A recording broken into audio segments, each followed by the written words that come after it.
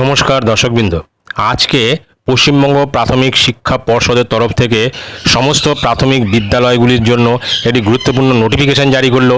সেই নোটিফিকেশনটি আমি আপনাদের সঙ্গে শেয়ার করছি।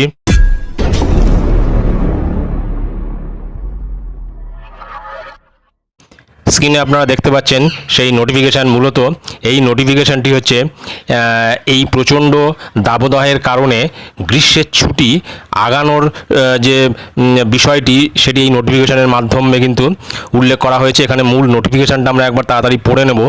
ইট is hereby notified for information to all concerned that the summer vacation in all the government aided, government sponsored and junior basic primary schools under the jurisdiction of West Bengal Board of Primary Education, which was notified earlier, white memo number এখানে দিয়ে দেওয়া হয়েছে, 6th May 2024 is preponed with effect from 22nd April 2024, that is 22/4/2024 Monday, considering the prevalent weather condition and continuous heat wave in the state except for the school of the hill areas of Darjeeling and Kalimpong districts wherein existing academic schedules may continue until further order। অর্থাৎ প্রচণ্ড গরমের কারণে গরমের ছুটি কিন্তু আগে একবার এগিয়েছিল, অর্থাৎ 9 তারিখ থেকে, মে মাসের 9 তারিখ থেকে হওয়ার কথা ছিল, সেটা কিন্তু এগিয়ে 6 তারিখ করে দেওয়া হয়েছিল, মে মাসের 6 তারিখ থেকে।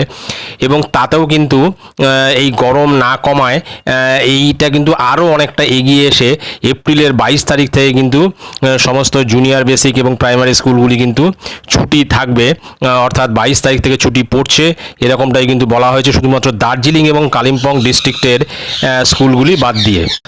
The teaching and non-teaching staff is concerned, primary schools will remain on leave as a special case during the period or till the school reopens, subject to the directions issued by concerned election authorities in view of ensuing parliament general election 2024। অর্থাৎ এখানে একটা পরিষ্কার উল্লেখ করা আছে, যেটা অন্যান্য কোনো নোটিফিকেশানে থাকে না, যে এই গরমের ছুটিতে কিন্তু শুধুমাত্র ছাত্রছাত্রীদেরই ছুটি তা নয়, শিক্ষক শিক্ষিকা শিক্ষাকর্মীদেরও কিন্তু বিশেষ ছুটি ঘোষণা করা হয়েছে। এবং এখানে পরিষ্কার বলে দেওয়া হয়েছে যে পার্লামেন্ট জেনারেল ইলেকশনের জন্য যেটুকু করার বা যা যা করার সেটা কিন্তু করতে হবে। The teaching and non teaching staff of the school shall also make suitable arrangements for conducting extra classes after reopening of schools to make up the loss due to preponement of summer vacations as stated above in the interest of the students।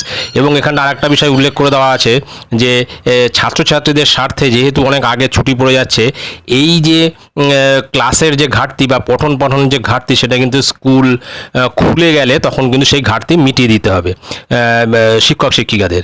It is also notified specially that special classes may be organized to complete the ongoing DLED Part 2 external examinations for the session 21-23 in some selective primary schools in consultation with respective district inspector of schools and head teacher বা teacher in charge of the concerned school। অর্থাৎ এখানে বেশ কিছু primary স্কুলের ক্ষেত্রে কিন্তু ওই D.El.Ed পরীক্ষা হচ্ছে পার্ট 2, সেক্ষেত্রে কিন্তু তাদের পরীক্ষা শেষ না হওয়া পর্যন্ত কিন্তু স্কুলটা খোলা রাখতে বলা হয়েছে।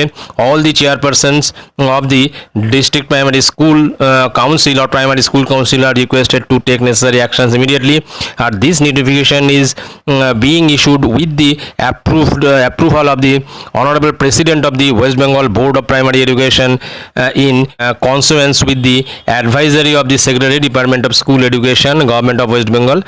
তারপরে নিচে সিগনেচার আছে secretary West Bengal board of primary education. অর্থাৎ প্রাইমারি স্কুলগুলো এবং জুনিয়র বেসিক স্কুলগুলোতেও কিন্তু 22 তারিখ থেকেই ছুটি ঘোষণা করা হয়েছে এই নোটিফিকেশনের মাধ্যমে। এবং সেক্ষেত্রে শিক্ষক শিক্ষিকা শিক্ষাকর্মী এবং ছাত্রছাত্রী প্রত্যেকেরই কিন্তু ছুটি থাকবে যতদিন না পর্যন্ত ফার্দার অর্ডার আসবে খোলার, ততদিন পর্যন্ত ছুটি থাকবে। তো এটাই ছিল গুরুত্বপূর্ণ আপডেট। ভিডিওটি ভালো লাগলে অবশ্যই সাবস্ক্রাইব করবেন চ্যানেলটি পরবর্তী আপডেট ভিডিও পাওয়ার জন্য। ধন্যবাদ।